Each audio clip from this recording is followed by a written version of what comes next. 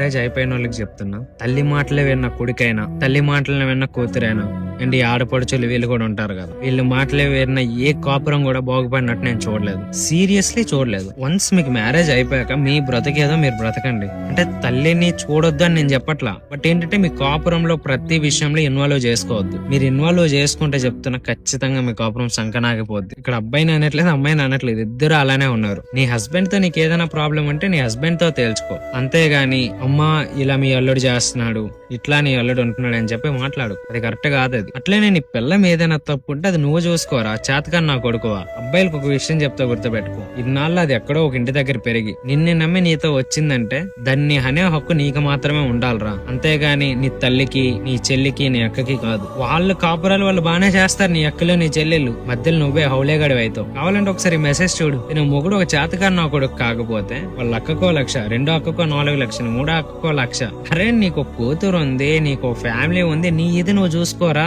చాలా మంది నీ దగ్గరుండే ఫేస్ చేసిన, వీళ్ళు వండిన వంటలు మాత్రమే చాలా బాగుంటాయి అనమాట, వాటిలో ఉండే నచ్చవు అత్తలకి. అంటే సీరియస్లీ నీది చూసే చెప్తున్నా, క్లియర్ గా దగ్గర నుండి చూసా. ఇలాంటి చిల్లర దెంగడి వేషాలు మీరు వేస్తే, అత్తలకి చెప్తాను, మీరు ఇలాంటి చిల్లర కొట్టిన వేషాలు మీరు వేస్తే ఖచ్చితంగా అది రేపు నేను ఎట్లా చేయాలో అట్లానే చూస్తారు. ఒక రెస్పెక్ట్ ఉండదు, ఒక వాల్యూ ఉండదు. అవసరమా? కొడుకే కదా, నీ కొడుకే కదా, దగ్గరుండి ఎందుకు వాడు కాపురాన్ని నాశనం చేస్తావు నువ్వు? నీ కూతురు జీవితం బాగుండాలి, నీ కోడల జీవితం మాత్రం బాగుండకూడదు.